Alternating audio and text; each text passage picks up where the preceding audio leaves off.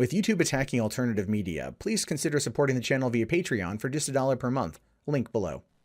Today was a fun day on YouTube. Woke up to Sargon of Akkad, a person I've known for a few years, a guy I consider a friend, being locked out of his account and chalking it up to, well, his political ideology being under attack from the powers that be at Google and YouTube.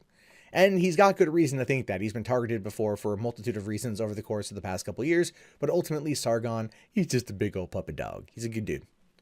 But in a video I did talking about that particular subject, there was something I looked at, which was this story right here, something I didn't go into good detail on, and that was YouTube says new human moderators mistakenly punished some far-right pro-gun creators. Now, this is what boils down to what's known as the YouTube purge. It was a tag that was created by this particular mishap. Now, at no point is any part about this good. At no point is any part about this okay, and YouTube acknowledges that. But that ultimately is what got Sargon of Akkad locked out of his account. And I got confirmation from a YouTube employee earlier today who did email me under, anonymously. Well, confirmed identity, but, I can't say who it is. Now, it says here, YouTube says that new human moderators mistakenly removed far right-leaning and pro-gun videos and channels yesterday as the world's biggest video platform struggles to combat a new rash of conspiratorial and extremist content in the wake of last month's Florida high school shooting. Here's the sad thing about that. It's not just the Florida shooting. It's Vegas, right? It's Pizzagate.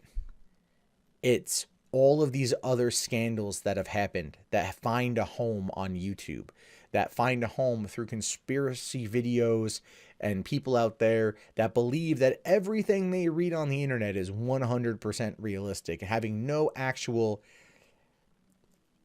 evidence to back it up. Case in point, Pizzagate. Big one. Big controversy at the end of 2016. Provenly false. Right? The allegations that James Alefantis' Comet Ping Pong pizzeria in Washington, D.C. held an underground child sex dungeon was proven false when a man, a guy by the name of Edgar M. Welch, stormed the pizzeria in the middle of the day with a gun, cleared the place out, fired off 1 or 2 rounds while searching, trying to find the underground dungeon, came up empty-handed, and he's in jail for 4 years. That kind of action is one of the things that happened as a result of those videos. He even says himself that Alex Jones and InfoWars was a key reason why he did what he did. So YouTube, of course, is trying to combat this kind of information, gaining lots and lots and lots of traction. Some have argued that it's their opinion, therefore protected under First Amendment, free speech, freedom of expression, and should not be targeted. And that is inherently true. I don't disagree with that. But they're trying to keep, well, as far as they know, fake news from becoming a trending topic that then misinforms millions of people who will not do the adequate research to determine whether or not it is real or fake. I think we all have family members that are like that too. Right? The people that call you up at 2 in the morning and go, "Did you hear? Aliens, man." I have family members that do that. Maybe that's why I'm a bit more on the bitter side, to be honest with you. Now, the Outline reported yesterday that several conspiracy theorist channels and pro-gun channels were being removed by YouTube, including Titus Forrest, InfoWars, Jerome Corsi, and the Military Arms channel. These actions were taken by the service following an embarrassing fiasco in which a video falsely claiming that one of the survivors of the Florida shooting, David Hogg, was a crisis actor, reached the top of YouTube's trending feed. And even though it's been proven that David Hogg is not a crisis actor, there are certain groups out there that are still trying to push the narrative. In fact, 4chan's poll board, the poll Twitter account, is still, as of today, trying to push the narrative that David Hogg is a crisis actor. This is where we are right now in terms of political information and dissemination. It's getting worse and it's getting worse. And that's why, in part, this kind of crap keeps happening. But shortly after the video and channels were removed yesterday, YouTube sharply reversed course, stating that as it aims to build a team of 10,000 humans to moderate content this year, new staffers made some faulty calls. As we hire rapidly and ramp up our policy enforcement teams throughout 2018, newer members may misapply some of our policies during the mistaken removals, a spokesperson told Bloomberg.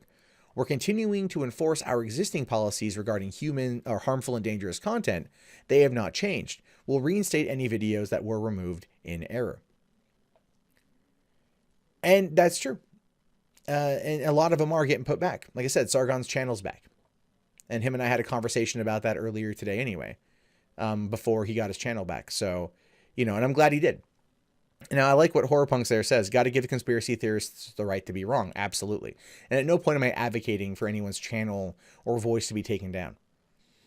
But there are people out there that do willfully spread misinformation and disinformation because they know how to manipulate the algorithm as a way to get profit. And in fact, it's one of the things that YouTube itself has been trying to change. And it's one of the reasons why I floated the idea about there being manipulation and interference from outside sources to push particular channels and particular thoughts and opinions and videos to the forefront using a lot of automated bots. And while YouTube itself has not come out and directly said that, their actions when it comes to the new monetization policy, 1,000 subscribers and 4,000 hours watched in a year, somewhat backs up that theory. Now, it goes on to say, Bloomberg notes that YouTube has not previously shuttered channels in a broad sweep, but has rather focused on removing individual videos that are in violation of its policies. Nevertheless, the incident illustrates the tricky balance it must strike in terms of maintaining a safe space for users and also fostering free speech. And this really is where YouTube is going to have the biggest amount of problems. Because, as I said in the video about Sargon, when they're hiring thousands and thousands and thousands of new employees, there are going to be errors. They go through a training program. They're going to have to learn what is or what isn't acceptable, and they're going to have to learn to put aside their particular personal opinions as a way to, not do this kind of stuff. And they did. And as I've said before, I was having trouble earlier this week with videos that should not have been impacted through manual review, getting flagged, getting demonetized entirely. That shouldn't have happened, but it did. Now we know why. Now, there are people out there, too, that are trying to argue with me. Oh, it's not true. It's more conspiracy. Why are you lapping up YouTube's jizz? Why are you taking it all down, you shill? Because in this case, Occam's razor applies. It really does. The idea here that they're hiring new employees from the San Francisco region, where this kind of liberal bias is alive and well, not wholeheartedly, not completely over the top. None of the, I don't know if it is or isn't. I'm merely pointing out that there is a large liberal bias there. And if it's a younger workforce that's coming in at a lower wage, that needs the job and they're getting hired, they may not have the full fundamental understanding of nuance in terms of political opinion, i.e. in regards to free speech and free expression versus hate speech. Right? YouTube has been trying to crack down. I did also mention last night on the stream the Atomwaffen, the neo-Nazi organization that has been linked to 5 direct or indirect killings. So they've been linked to a couple that have actually happened, and then they've also been linked to ones that they assume were done underneath them. And they have been removed because they were using YouTube as a recruitment tool for their particular neo-Nazi activities, as well as Discord.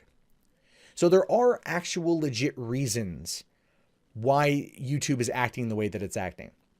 The downside to it is that it simply boils down to growing pains. And those growing pains are going to cause problems. But the good thing here, and this is a good thing, is that they are aware now that the problem exists. YouTube didn't try to just sweep it under the rug and chalk it up to a user error or some other nonsense. They legitimately said, hey, listen, we know this is a problem. We have to fix it. This is why it happened. And they're being upfront. Now, granted, you could sit there and not believe any of that and sit there and look at it and go, this is a corporate press release or a corporate statement. It's clearly all lies and they're trying to purge all conservatives from YouTube. To which case I simply have to respond back with just, 2 examples from 2017 alone. If YouTube was in fact trying to purge conservative content, why is it that both Steven Crowder, who is a conservative comedian, if there is such a thing, and Paul Joseph Watson, who is a soy shilling InfoWars pundit, or puppet really, Both of them, on their own personal YouTube channels, have garnered over 1 million subscribers, and they get hundreds of thousands of views a day. If YouTube was trying to inherently get rid of conservative voices, those two guys would be the forefront of the chopping block. They'd be right at the top of the line.